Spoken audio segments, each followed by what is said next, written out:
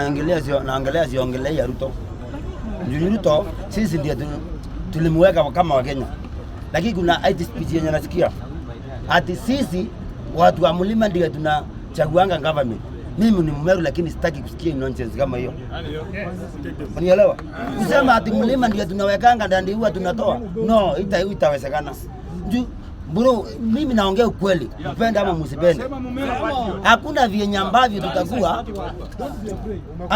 tutakuwa tukisema ati watu wa mlima sisi ndio tunaweka na tunatoa. Kwa sababu ni kesi hata tu sawa tumeenda tukatoa William Ruto.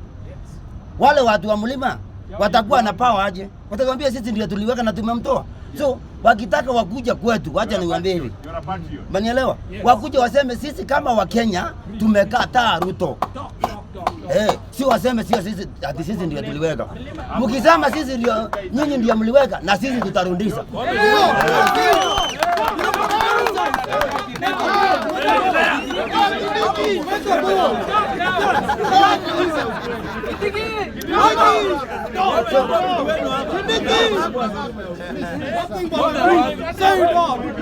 Ya pili, wacha nikamalize nikisema hivi. Nikisema hivi. Sasa kutoka hapa tunarudi chini kwa wambunge. Tunarudi kwa wambunge sasa. Hapa kwa wambunge ndio tuko na sinda. Mimi huwezi kuniambia ati nikienda Kikuyu naenda Ndindi Njoro ameperform. Amefanya kazi kwake. Na tunapokuwa ukienda kwa mtu wa Kikuyu mmoja ametoka Kikuyu, ana mbunge la Kikuyu, anakuambia Ndindi Njoro amefanya kazi. Kwani amefanya kazi kwa serikali ya nani? Ya William Ruto.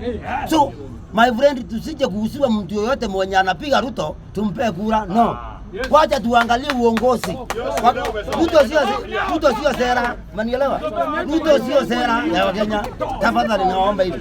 Hiyo ndio siasa ilikuwa inauza hapa mlimani. My friend, atukikuja kutuzi Raila umechukua kiti. Watu kama huyu Moses Kuria amekuwa kuongoza 30 years hata elimu ya kutosha. Mtu anapewa wasiri. Sasa hiyo kuna watoto hapo wanahangaika hapa Jivaji, wako na diploma certificate zimekuwa kwa mfuko. Ukituzi Raila tu kwa government.